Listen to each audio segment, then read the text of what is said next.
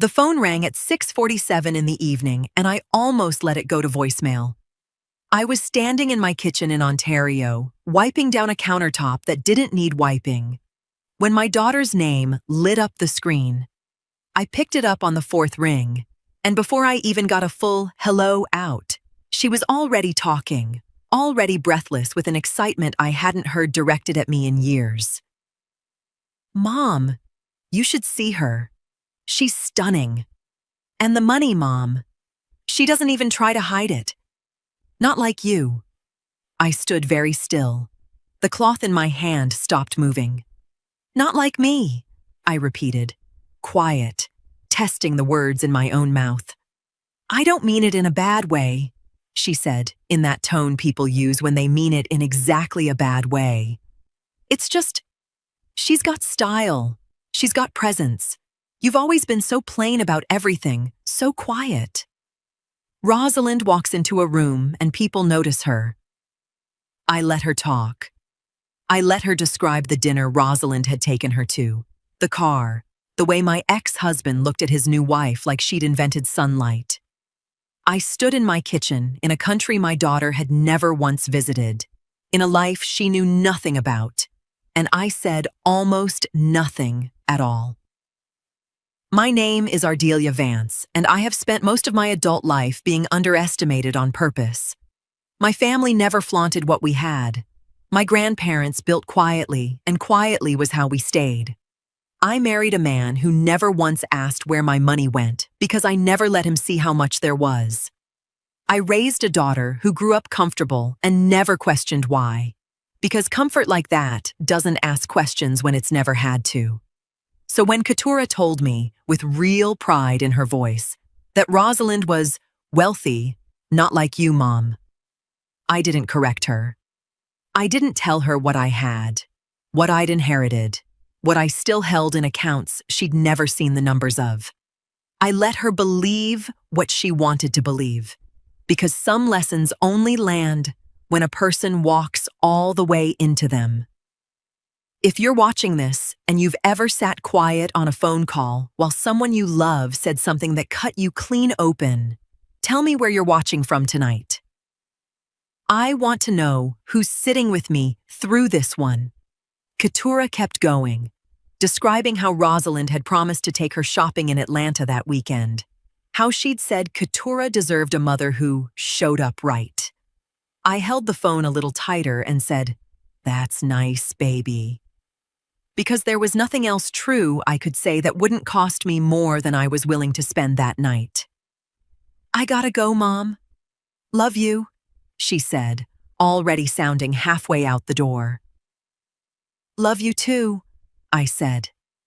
The line went dead before I could say anything else, and I stood in my kitchen a long moment listening to a silence that felt heavier than the call itself had been. I told myself it was nothing.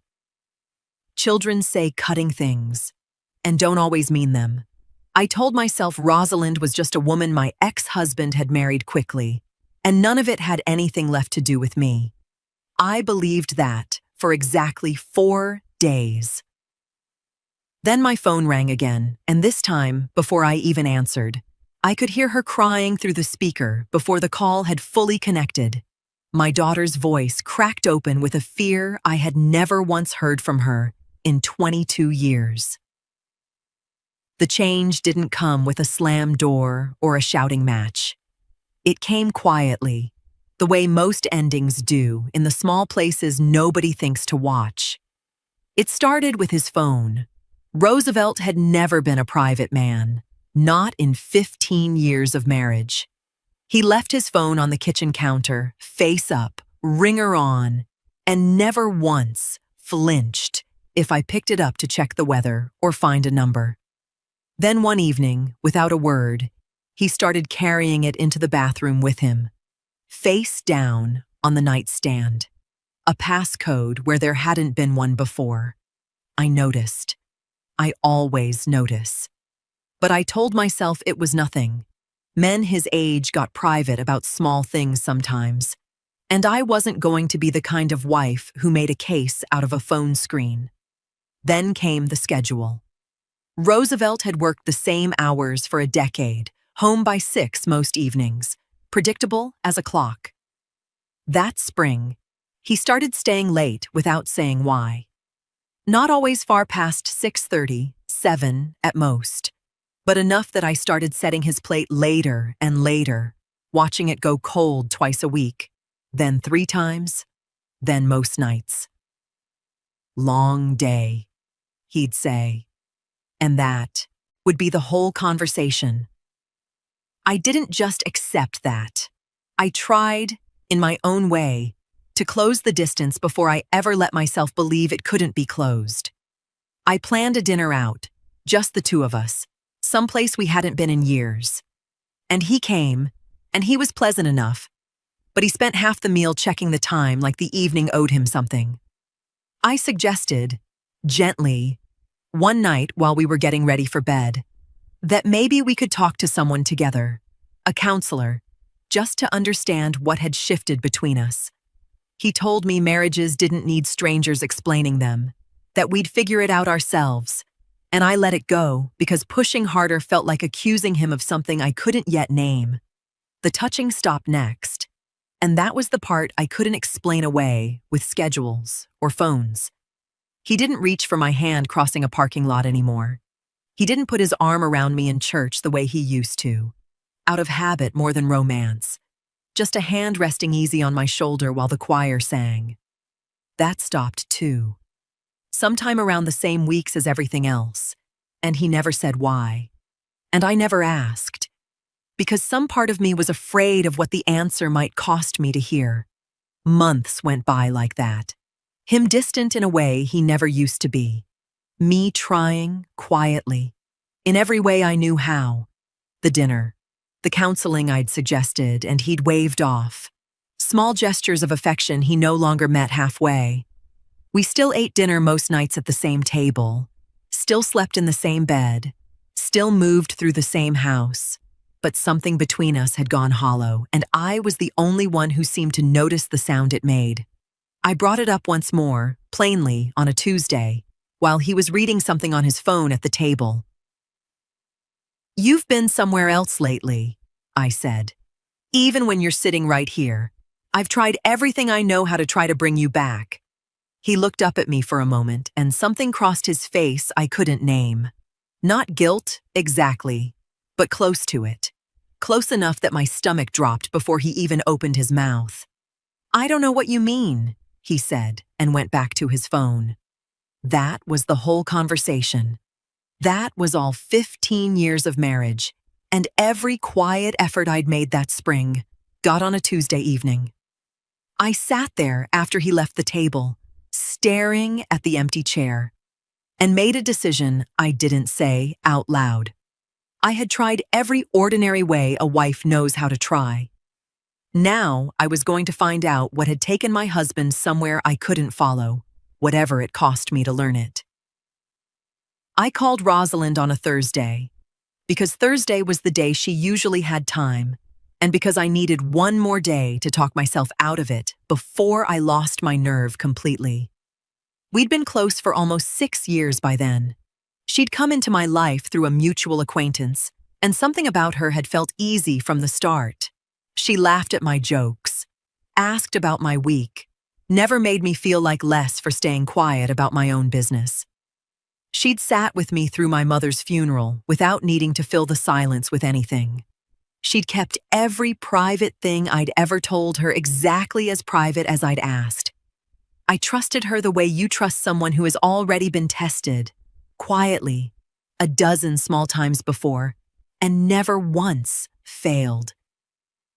"Something's wrong with Roosevelt," I told her, once she'd settled across from me at my kitchen table, coffee going cold between us. "He's pulling away. Won't say why. I've tried everything I know how to try, and I need to know if there's someone else." She tilted her head, all sympathy. "You think he's cheating?" "I don't know what I think," I said. And that was the truest thing I'd said, out loud, in months. But I can't keep living in the space between knowing and not knowing. I need to see for myself what he does when he thinks no one who matters is watching. "What do you need from me?" Not to chase him, I said carefully. Not to offer him anything. Just be near him. Let him talk to you. Let him have the chance to cross a line if he wants one. And tell me honestly what you see. If he holds himself the way a married man should, I'll know my marriage is still worth fighting for. If he doesn't, I need to know that too. She was quiet for a moment, and I mistook her silence for hesitation on my behalf, for a friend weighing whether this was a good idea. I'll need to actually spend time around him then, she said carefully. Dinners, maybe a trip somewhere if it's going to look natural. That's not free. I'd already thought of that. I reached into my bag and pulled out an envelope I'd prepared the night before, thick with cash I'd pulled quietly from an account Roosevelt had never known the balance of. My family had never been people who talked about money, and that had never mattered more than it did in that moment, handing folded bills to my closest friend to watch over the loyalty of my own husband. There's more where that came from, I said, whatever it takes to get a real answer. She took the envelope without counting it, which should have told me something, and slid it into her purse like it weighed nothing at all. You know, I'd never let anything actually happen, she said, smiling at me the way she always did, warm and certain. This is just watching, just finding out the truth for you. That's all I want, I said, the truth. We talked a little longer after that, about nothing important. The way people do when the real conversation is already finished and everyone's just easing out of the room it happened in. She hugged me tight at the door, told me not to worry, told me she'd handle everything carefully. I believed her completely. I had no reason not to. What I didn't see, because the door had already closed between us, was the smile that crossed her face the moment she was alone on my porch steps. Not the warm, familiar smile she'd given me a second before, but something sharper, something that had nothing to do with watching over a friend's marriage, and everything to do with a man she'd wanted for herself long before I ever handed her a single dollar. I didn't see any of it happen in real time. I only pieced it together later, the way you reconstruct a fire from the smell of smoke that lingers on your clothes long after you've left the room. But I know exactly how it started, because Rosalind told me herself, months later, thinking she was confessing to a friend instead of confessing to the one person who'd funded the whole thing. The first dinner was at a restaurant downtown, one Roosevelt and I had never gone to together, expensive enough that he mentioned the wine list twice. Rosalind ordered without looking at the prices, waved off his attempt to pay, said she'd already taken care of it before he arrived. He laughed, surprised, the way men do when a woman moves through money like she was born standing in it. You didn't have to do that, he told her. I wanted to, she said. I don't wait around for anyone to take care of me. That line stayed with him. I know because he repeated a version of it to me weeks later, not realizing what he was quoting. Not realizing whose money had paid for the meal that taught him to admire it. The trips came next. A weekend away, framed as two old friends catching up while I was going through something private. That was the story she gave him. Some vague trouble in my marriage that made it reasonable for her to step in and keep him company. She paid for the hotel. She paid for dinner both nights. She let him see a woman who moved easily through the world. Comfortable, unbothered, generous in a way that looked effortless, because he never once saw where the effort was coming from. I gave her more money after that trip, more after the one following it, never asking too many questions about the receipts, because I still believed every dollar was buying me the truth about my husband's loyalty, not building a life for someone else to live in front of him. Small gifts followed. A watch he'd mentioned once, months earlier, that I hadn't thought he still wanted. A weekend golf trip with men from his church that Rosalind quietly covered without ever mentioning it to him directly. Just made sure the bill never reached his hands. Every gesture landed like generosity. Every gesture was mine, wearing someone else's name. Roosevelt started talking about her more at home, in ways he didn't seem to notice himself doing. "Rosalind doesn't make a big deal out of anything," he said one evening, apropos of nothing, while I sat across from him wondering when exactly I'd become a woman men compared unfavorably to my own money. "She's just easy to be around, doesn't need anything from anybody." I said nothing because I still didn't know yet what I was hearing. Still thought I was listening to a loyalty test, working exactly as intended. Still believed the man in front of me was proving something about his character rather than falling for something I'd built with my own hands and handed to another woman to wear. He started finding reasons to mention her. Started comparing, quietly. In small asides I wouldn't understand the weight of until much later. The ease of her, the shine of her, the version of confidence she performed so well he never once thought to ask where it came from. Alone in his car after their third dinner together, driving home in the dark, Roosevelt let himself think something he wouldn't have said out loud to another living soul. That he'd married the wrong woman the first time. And the right one had been sitting across from him all along, easy and radiant and asking for nothing, never knowing that everything he admired in her had been paid for by the very wife he was already learning to see as less. I found out the way most wives find out, which is to say I wasn't told anything at all. I simply stopped being able to explain away what was right in front of me. It was a Sunday, and I was looking for a receipt in Roosevelt's jacket pocket, something ordinary, a dry cleaning ticket I needed for a return. Instead, I found a hotel folio folded small. From the same weekend he'd told me he was fishing with men from church. 2 nights. 1 room. A bar tab that ran late both evenings. I didn't confront him with it right away.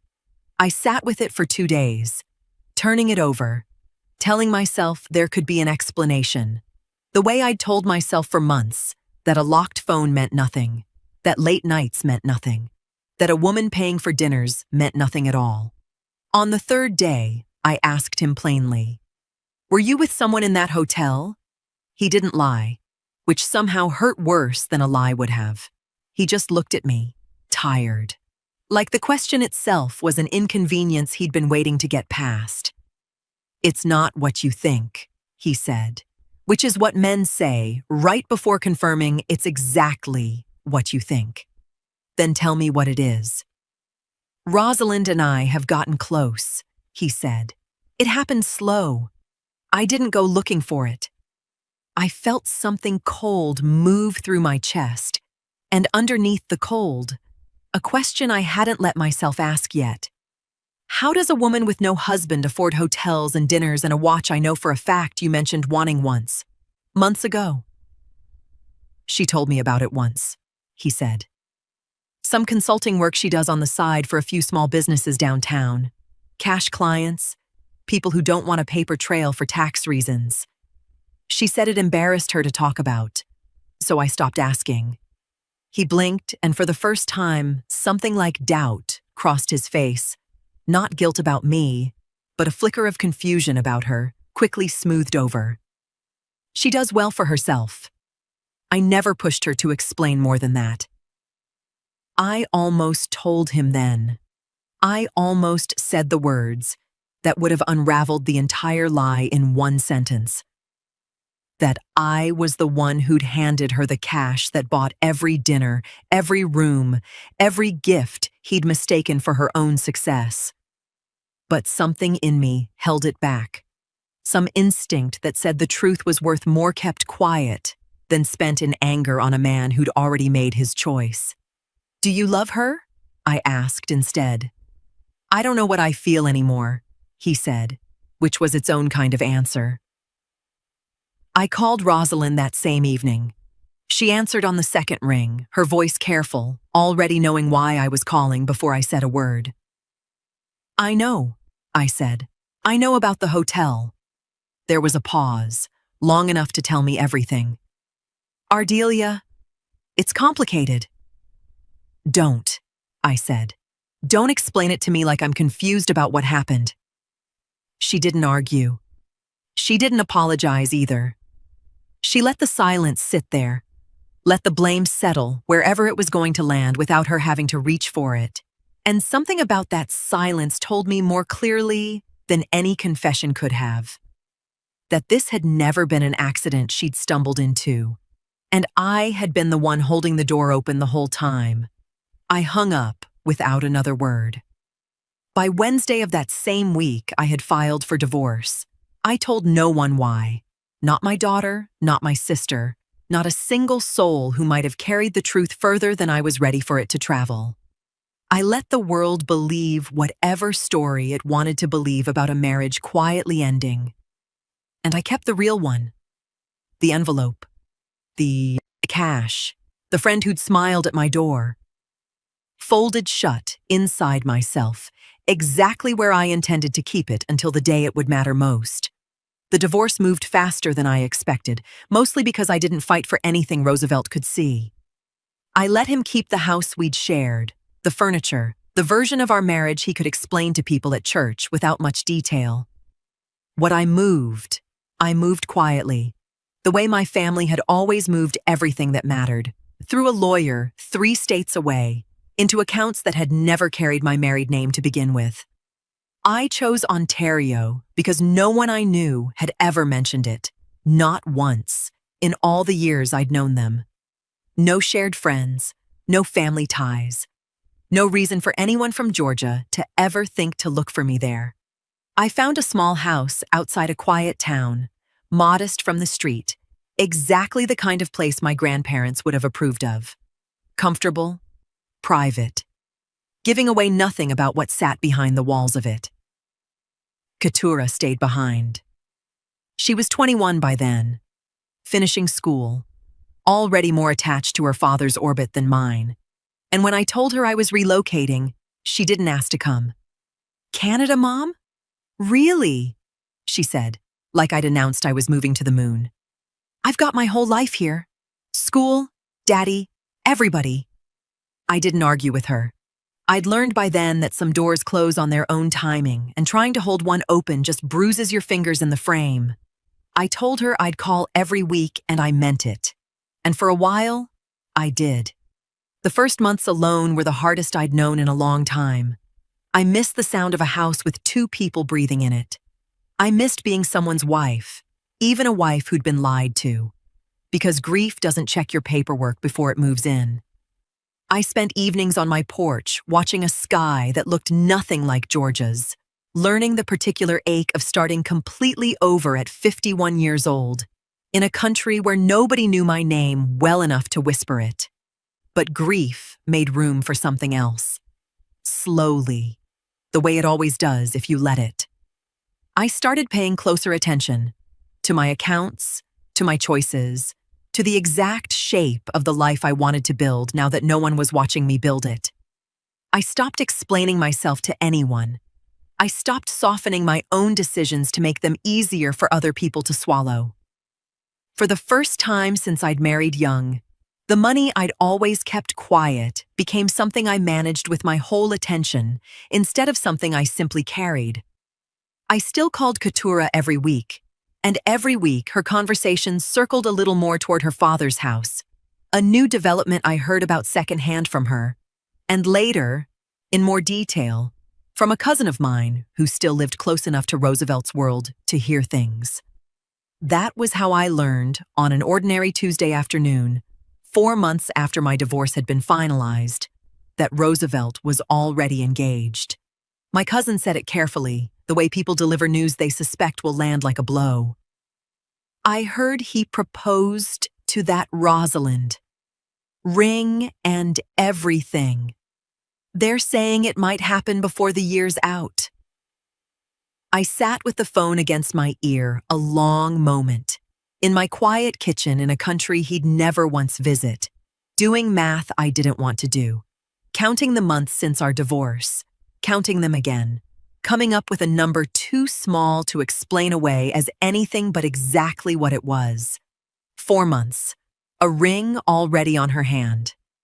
The wedding happened 2 months after the engagement, which meant 6 months total from the day my divorce was finalized to the day Roosevelt stood in front of new witnesses and promised another woman the things he'd once promised me. I didn't hear about the date from him. I heard it from Keturah, who called me the week after, still floating on the high of it, describing details in the breathless way young women describe weddings they've decided to love unconditionally. It was beautiful, Mom. Small, but beautiful. Rosalind wore this ivory dress, real simple, but it looked expensive, you know? And Daddy cried during the vows. I've never seen him cry.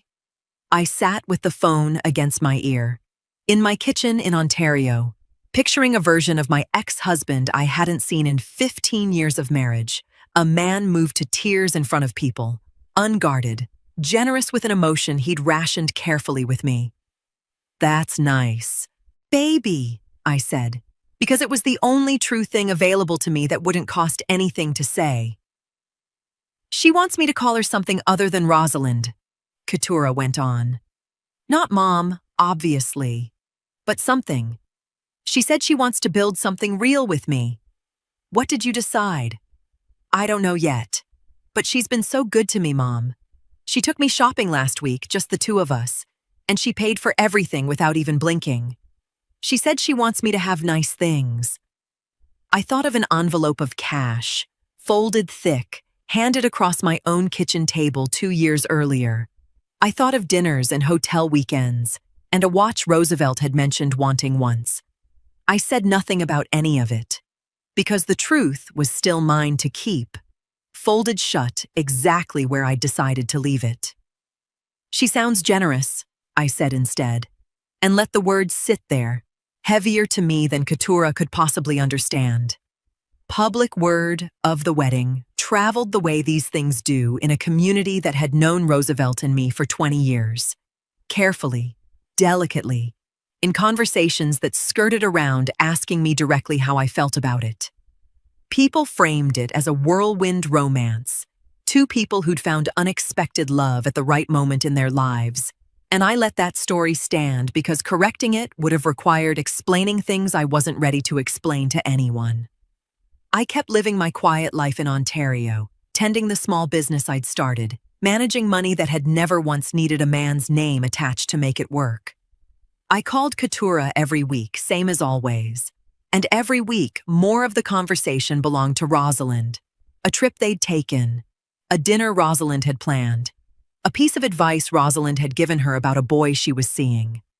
I told myself this was normal. Young women attached to whoever shows up consistently, and Rosalind was showing up, whatever her reasons. I told myself Keturah's heart was big enough to hold more than one mother figure, and that I shouldn't begrudge her that, even as some small part of me ached every time her voice brightened at another woman's name instead of mine. Then came the Tuesday call that changed the shape of my worry into something sharper.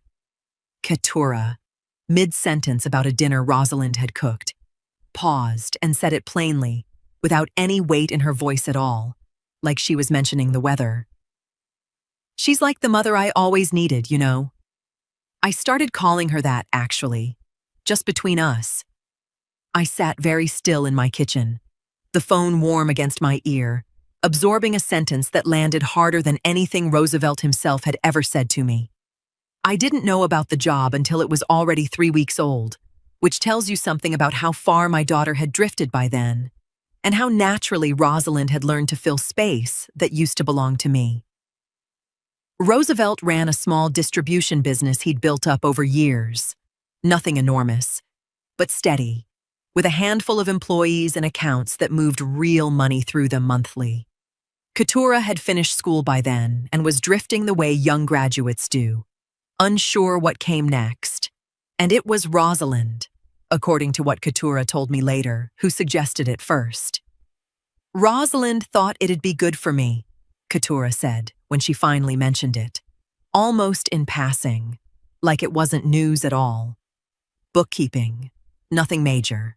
She said it'd be nice for us to have something that's ours, you know? Something to bond over. That's a generous thing for her to suggest, I said, carefully.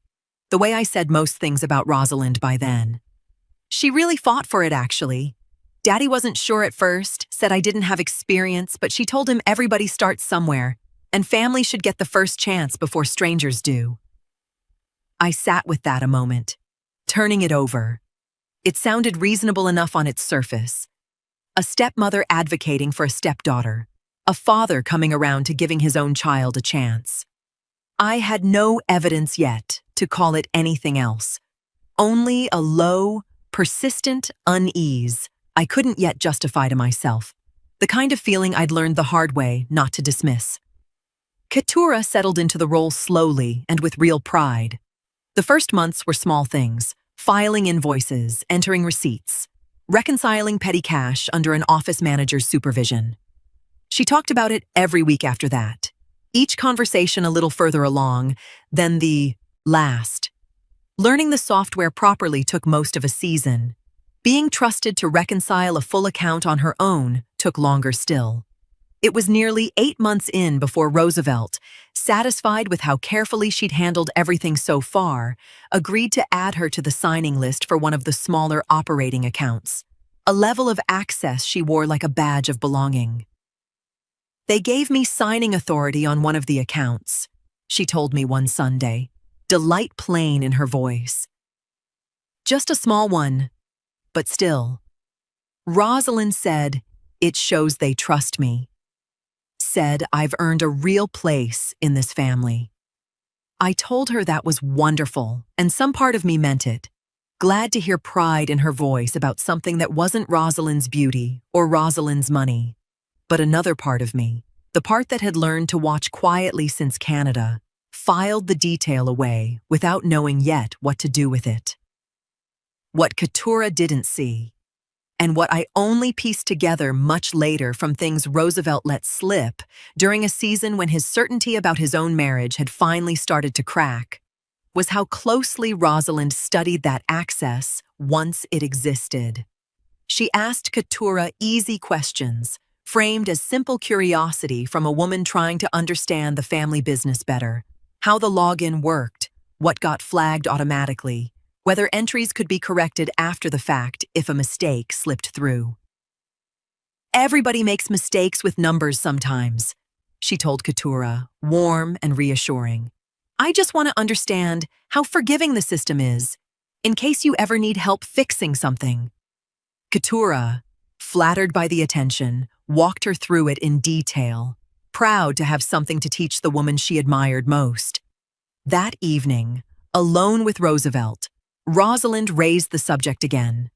This time with him directly, her tone light, almost bored. The kind of question a person asks when they already know the answer matters more than they're letting on. "If something ever needed correcting on the books," she said, "how far back could someone actually go and change it? If they needed to?" Rosalind moved slowly, the way patient people always do, and that patience was exactly what made her dangerous. It started with a suggestion so small, Roosevelt barely registered it as a decision at all. "Keturah's doing well," she told him one evening, "but she's still learning. Maybe I should look over things with her for a while, just until she's steady on her own." 2 sets of eyes never hurt anybody. Roosevelt agreed easily, the way he'd agreed to most things Rosalind suggested since the wedding. "That's good of you," he said, making sure she's not out there alone with it. It didn't happen overnight. Roosevelt ran his business properly, whatever else he failed to see clearly at home. And giving his wife any real oversight meant paperwork. A formal amendment to the account signing policy, drawn up by his accountant at Rosalind's gentle suggestion, naming her as a secondary reviewer on the accounts Keturah managed. He signed it himself, at his own desk, satisfied it was a sensible safeguard rather than anything to question. Within a month, that formal reviewer role had quietly widened into something closer to full oversight. Each small expansion requested and approved the same unremarkable way, framed every time as help, never as control. I knew none of the specifics at the time, What reached me came in fragments, the way most true things about that family reached me by then. Through Ketura's calls, through my cousins still living close enough to Georgia to hear things, through small details that didn't sit right, even when I couldn't yet say why. Rosalind's helping me with the books now, Keturah mentioned one Sunday, cheerful about it. She said 2 people managing it looks more professional anyway, in case Daddy ever wants to expand. That makes sense, I said, though something in me didn't agree, even as I said it. My cousin called a week later with a different thread of the same story. I heard Rosalind's got her hands in that business more than folks expected for a new wife, she said. Don't know what to make of it, but people are starting to talk. I sat with that for a long time after we hung up. I had no proof of anything, no evidence beyond a feeling that had served me right once before and had cost me dearly when I'd ignored it. I didn't know yet what Rosalind wanted from that access, only that a woman who'd once needed my cash to appear successful now had her hands quietly wrapped around real money that wasn't hers, wearing generosity like a disguise the way she always had. I started paying closer attention after that call, the way I'd learned to in Canada, not reacting, not confronting, just watching, filing details away the way my grandparents had once taught me to hold information until it was useful. I didn't know what I was building toward yet. I only knew the ground under that family had shifted again, and I intended to understand exactly how before I decided what to do about it. What none of us could see yet, not Roosevelt in his trust, not Keturah in her pride, not even my own gathering suspicion from a distance, was what Rosalind saw clearly the moment her name sat formally on record beside those accounts, with Keturah's signature already logged there ahead of her. She saw a name already attached to every transaction that would ever need explaining. She saw a young woman flattered enough to have handed over her own login without a second thought. She saw exactly what she'd been quietly building toward since the day she first offered to help keep things organized. A perfect place to move money from, and a perfect name already sitting there to take the blame for it. I learned the mechanics of it much later than I learned the outcome, pieced together from records and admissions that came out only once the truth had nowhere left to hide. But I know now exactly how it was done. Quietly, over the course of about a week, in a way built specifically to leave my daughter standing alone when the door finally opened. Rosalind waited until Keturah was distracted with something else, a small family gathering that kept her occupied for several evenings running, and used that window to move through the business accounts with a patience that had nothing rushed about it. She didn't need to guess at Keturah's login.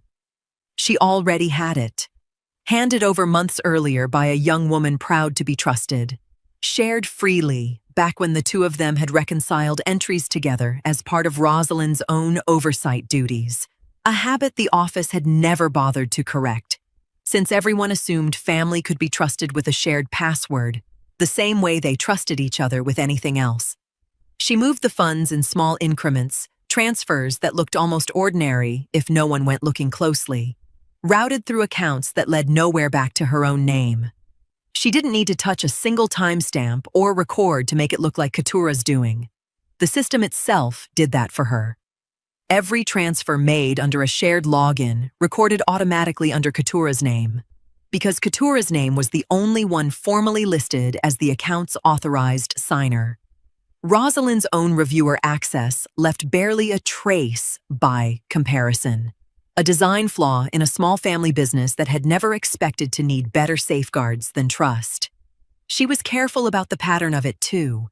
Not one large theft that might draw immediate suspicion, but several smaller movements, spread across days, the kind of pattern that looks like a young employee slowly growing bolder rather than a single reckless mistake.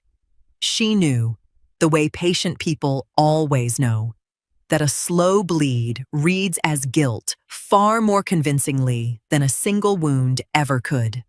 What she didn't account for, in her patience, was that every one of those sessions still carried a login timestamp and device signature buried in the system's back-end logs, invisible to anyone glancing at the account casually, but exactly the kind of detail a forensic accountant would know to go looking for later.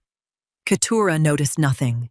She was still riding the high of that week, still calling her mother with pride in her voice about a life that looked, from where she stood, better than it had ever looked before. A father who trusted her, a stepmother who believed in her, a job that made her feel, for the first time in a long while, like she belonged somewhere fully. That was the same week she made the call to me, praising Rosalind's beauty and her money, drawing the comparison that cut through me quietly in my kitchen in Ontario. She had no idea, saying those words, that the woman she was praising had already spent that week quietly moving money through her own signature and her own trust. 4 days passed after that call. Ordinary days, as far as anyone in that house could tell. Rosalind moved through them warmly, affectionately even, playing the role of devoted stepmother right up until the moment the trap she'd built was ready to close on its own. It closed on a Thursday afternoon. Keturah told me later, once she could speak about it without her voice breaking, that she'd been in the kitchen when the knock came, expecting nothing more than a delivery or a neighbor. Instead, she opened the door to 2 uniformed officers standing on the porch, asking, with a courtesy that made the moment feel even more unreal, if she was Keturah Kane. She said yes, confused, already feeling something cold settle into her stomach before they'd said another word. "We need to ask you some questions," one of them said. "There's been a formal complaint filed regarding missing funds from a business account under your name." Behind her, in the doorway to the kitchen, Rosalind stood very still, her face arranged into something that looked, to anyone watching, exactly like shock. The call came through at 9:52 at night, and I knew before I even looked at the screen that something had broken loose, because Keturah never called that late unless the world had shifted under her. I answered on the first ring this time. "Mom?" Her voice cracked on the single word, already crying, already somewhere past composure. "Mom, I'm at the police station. They brought me in for questioning about money missing from Daddy's business. I didn't do anything, Mom. I swear to you, I didn't do anything." I sat down slowly at my kitchen table, the same table where I'd once handed an envelope of cash across to a woman I'd trusted completely, and made myself breathe before I spoke. "Tell me exactly what they said." "They said someone filed a complaint, that funds were moved out of one of the accounts, the one I have signing access on. They said the records point to my login, dates, and everything. But Mom, I would never... I don't even understand how this happened. Nobody's charged me with anything yet. They just keep asking me questions. Where's your father? He's here, but he's not really saying anything. He looks at me like he doesn't know what to think." Her voice broke further. "And Rosalind? She's been trying to comfort me. But Mom, please, I'm scared. I don't know what to do. Please help me." 4 days earlier, this same voice had told me I wasn't like Rosalind, that I was plain, that I didn't have what her stepmother had. I let that memory pass through me and out the other side, without letting it change a single word of what came next, because whatever my daughter had said to me on a Sunday evening mattered less, in that moment, than the fact that she was sitting somewhere frightened and asking for the one thing a mother never really stops being able to give. "Listen to me," I said, steady, the way I hadn't let myself be steady in a long time. "Don't answer another question without a lawyer present. Not to the officers, not to your father, not to Rosalind. Just be quiet and let me handle what happens next." "Mom, I'm scared." "I know you are. but I need you to trust me the way you used to, before any of this. Can you do that? Yes, she said, small, sounding younger than she was. Yes, Mom. I trust you. We stayed on the phone a while longer, long enough for me to get the shape of what she knew. The complaint, the account, the fact that no lawyer had been called yet, that Roosevelt seemed frozen rather than furious, uncertain which way to plant his loyalty. I told her I loved her. I told her this wasn't the end of anything. I told her, though I didn't yet know exactly how true it would prove to be, that the truth always finds its way to the surface eventually, and that I intended to make sure of it myself. After we hung up, I didn't cry, and I didn't panic. I sat at my table a long moment, feeling something settle into place inside me that had been building quietly for years, since a cash-filled envelope and a friend's practiced smile, since a marriage that ended in silence, since every insult I'd swallowed without correcting. I picked up my phone again and called a number I hadn't used in months, a lawyer in Georgia my family had trusted for decades, discreet, thorough, unbothered by distance or complication. I need you to start looking into something tonight, I told him, before I even land. Then I opened my laptop and booked the first flight out of Toronto to Atlanta, my hands steady in a way they hadn't been in years, already moving through the shape of what needed to happen next, before the plane had even left the ground. I landed in Atlanta a little after noon, and by the time my flight touched down, my lawyer had already met with Keturah twice and had her released on bond, quiet and shaken, but no longer sitting inside a cell. I didn't go to Roosevelt's house first. I went straight to my lawyer's office, a man named Whitfield, who'd handled my family's affairs since before I was married, discreet in the way old money learns to be discreet, unbothered by drama as long as the facts were laid out plainly in front of him.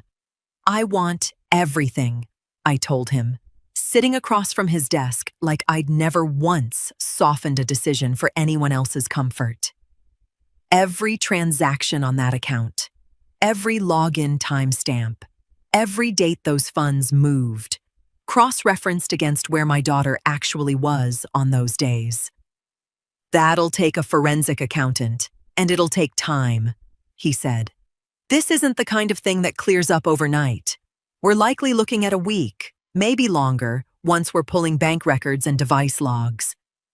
Then start today, I said. Whatever it costs, however long it takes. He looked at me a moment, something like reassessment crossing his face, the look of a man realizing the client in front of him was not the quiet, private woman he remembered from years of modest, unremarkable business.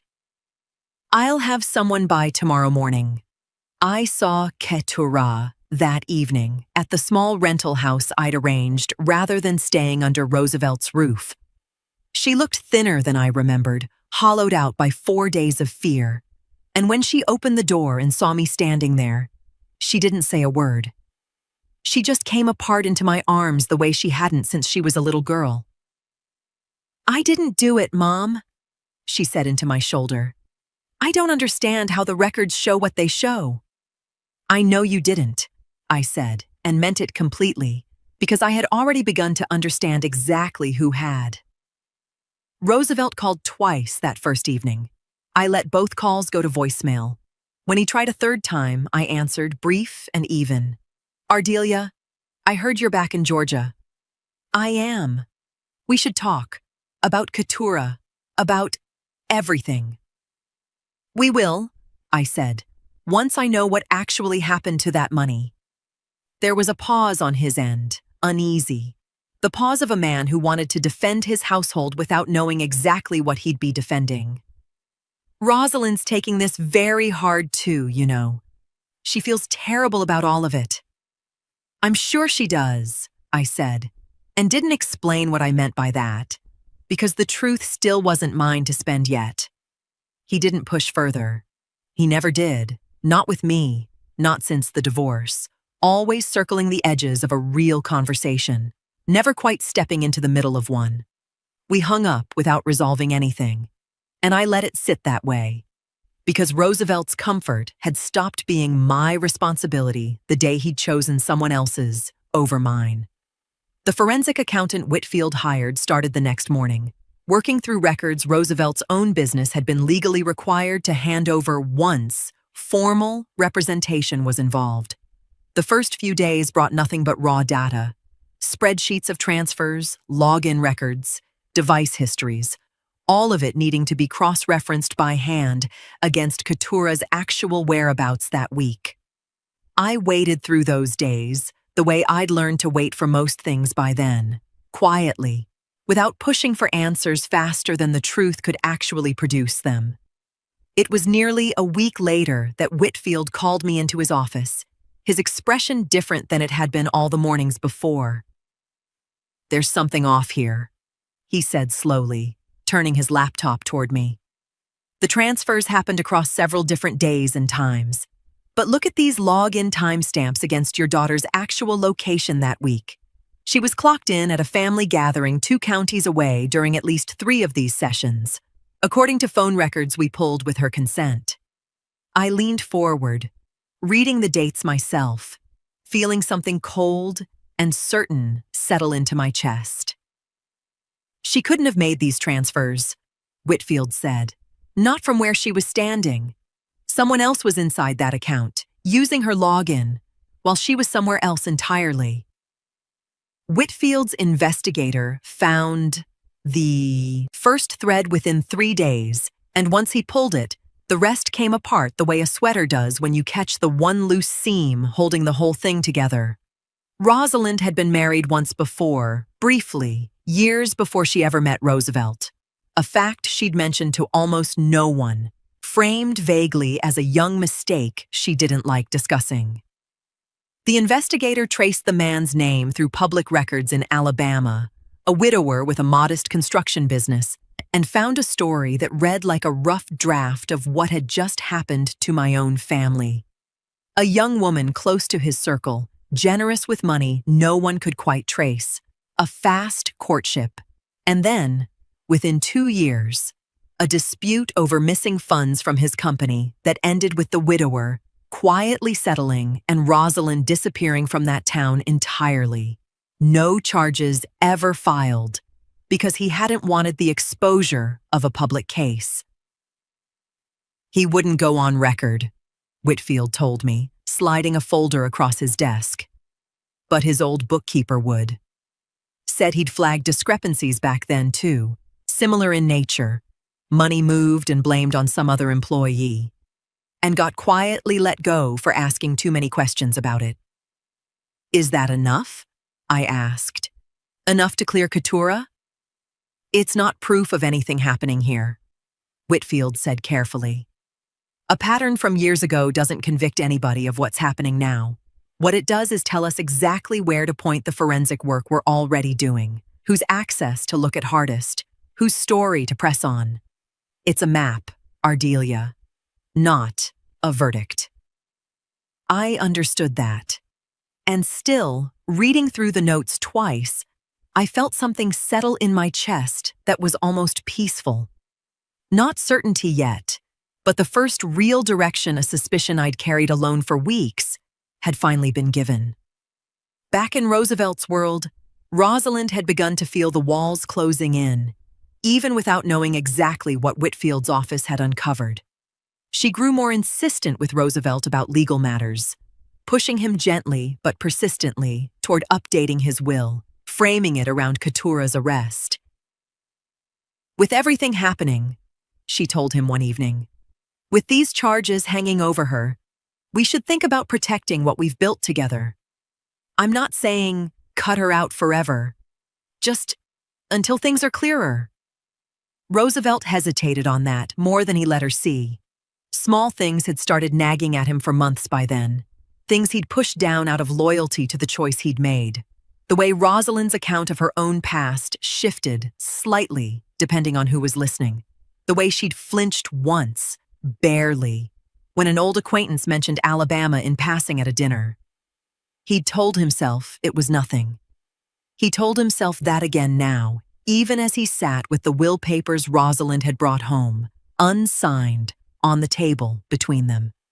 It was a second witness who gave the investigation somewhere real to stand. A different woman entirely from the Alabama bookkeeper. This one, someone who'd handled paperwork briefly for Rosalind's own small side business years back. Closer to home.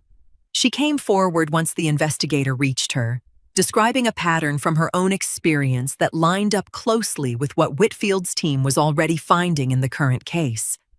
Funds moving in small increments, access shared more freely than it should have been, blame settling easily on whoever's name sat closest to the trail. She was careful, this second woman told the investigator. But careful people leave patterns too. You just have to have seen it before to know where to look. Whitfield brought all of it to me on a Thursday evening, along with the accountant's latest findings on the actual transfers, and reminded me plainly that the history was context, not conclusion. The case against Rosalind, if there was to be one, would have to stand on what the forensic evidence itself could prove. Roosevelt called me that same night, his voice different than it had been in any conversation since the divorce. Quieter, uncertain, stripped of the ease he usually hid behind. "Ardelia," he said, "I need to ask you something and I need you to be honest with me. Did you know anything about Rosalind before all of this? Anything at all?" I chose Roosevelt's dining room for it, the same table where I'd once eaten quiet dinners across from a man who'd stopped touching me for reasons he never explained. It felt right to finish it there. I asked for everyone present, Roosevelt, Keturah, and Rosalind, who came in composed, dressed carefully, already performing the wounded innocence she'd worn since the day the police first knocked on that door. "I don't understand why we're doing this as a group," Rosalind said, sliding into her chair with a small, tight smile. "Haven't we all been through enough?" "We have," I said, "which is why it ends today." I laid Whitfield's folder on the table, unopened, and let it sit there a moment before I spoke again. 15 years ago, my family gave me money most people never knew I had. I never spent it loudly. I never needed to.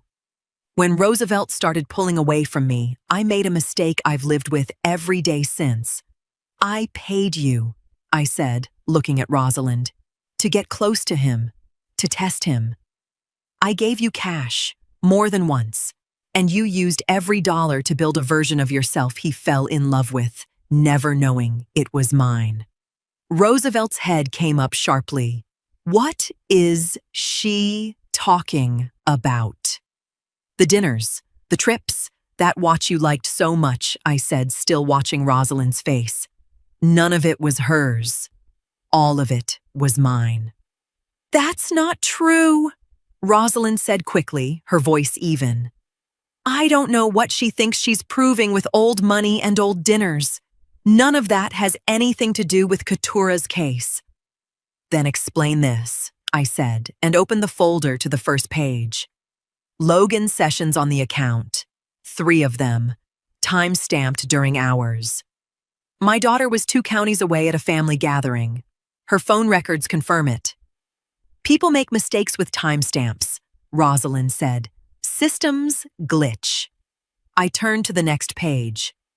"A woman in Alabama who ran the books for a construction company you once worked yourself into, years before Roosevelt. Missing funds, blame that landed on someone else's name, settled quietly, no charges, because the man didn't want it public." "That was a different situation entirely," Rosalind said, but something in her voice had thinned. "You can't take something from years ago and—" "I'm not finished," I said, and turned to the last page. "A second woman, closer to home, who handled paperwork for your own side business. Same pattern. Funds moved in small pieces. Blame landing wherever it was safest to land." Keturah made a small sound beside me, somewhere between a gasp and a sob. "Is this true? Did you do this to me?"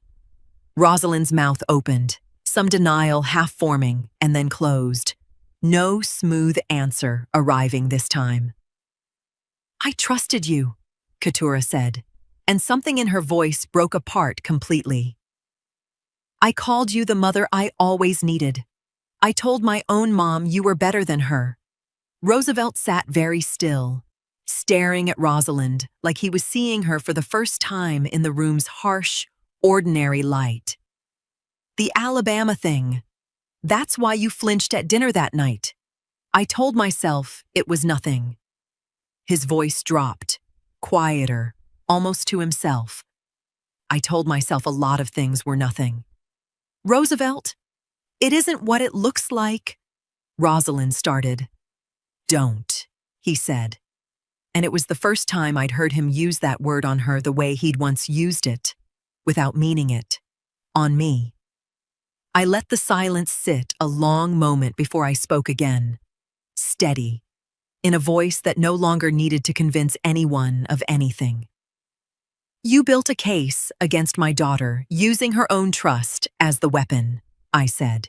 "You didn't know that trust had a mother standing behind it, who'd already learned, the hard way, exactly what you were capable of." Rosalind said nothing else. She sat very still, the performance finally, completely gone, while Roosevelt, his hands not quite steady, picked up his phone and called Whitfield to ask what it would take to get all of this in front of the people actually deciding Keturah's case. By the following week, Whitfield's office had submitted the full forensic findings to the prosecutor, along with a sworn statement from Roosevelt confirming what he now knew about the account access. And the case that had put my daughter in a police station on a Thursday afternoon was, for the first time, no longer resting on her name alone. The charges against my daughter were formally dropped 3 weeks later, quietly, the way these things sometimes end after they've been loud enough to ruin a life first. The prosecutor's office cited insufficient evidence tying Keturah to the transfers once the login and device data were laid out in full, and just like that, the case that had put her in a police station on a Thursday afternoon ceased to exist on paper, even though none of us would ever fully stop carrying what it had cost. Rosalind's unraveling wasn't quiet at all, even if it didn't end the way I once thought it should. Once Whitfield's findings reached the district attorney, they didn't stay contained to Keturah's case. Investigators looked hard at Rosalind, at the shared login, at the Alabama pattern now sitting formally on record. But the evidence, in the end, proved enough to clear my daughter without proving enough on its own to charge Rosalind beyond a reasonable doubt. No confession, no single transaction traceable to a device that was unmistakably hers alone. The prosecutor's office closed that door too, quietly, the same way it had opened Keturah's. It wasn't the ending I would have written if the choice had been mine, but it was the honest one. And I had spent enough of my life learning that honest and satisfying don't always arrive together. What the case couldn't do to her, the community did instead. The Alabama pattern surfaced publicly enough that people talked, and once people talked, Rosalind's world narrowed the way mine once had, in reverse. Roosevelt's business partners distanced themselves carefully. Their church, the same one where Roosevelt had once rested his hand easy on my shoulder during a hymn, stopped inviting Rosalind to the things she'd once been welcomed into without question. She was never arrested, never formally charged, but she lost every room she'd worked so carefully to belong in, one by one, until there was nowhere left in that town for her to stand comfortably.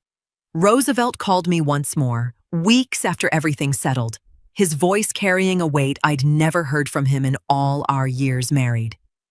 "I don't expect anything from you," he said. "I just needed to say it.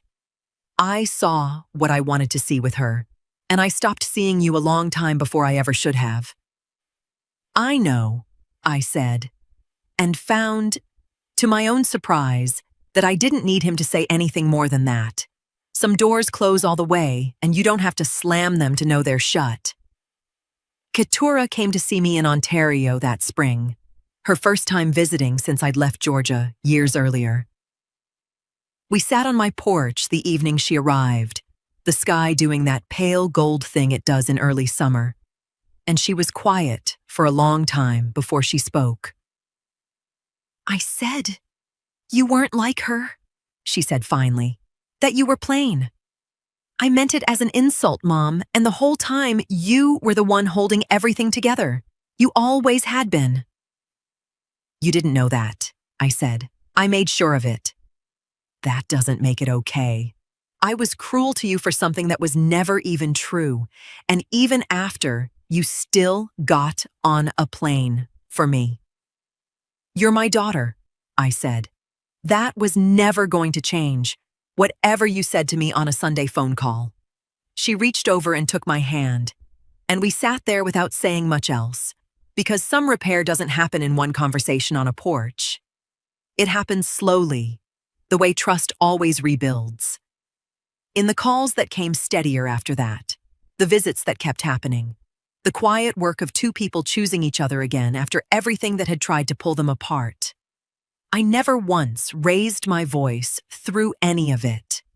Not to Rosalind, not to Roosevelt, not even to my own daughter in the moment she'd hurt me worst. I didn't need to. I had spent my whole life being underestimated on purpose, and when it finally mattered, that was the only advantage I ever needed. I never had to raise my voice. I only had to let them see what they'd never bothered to look for.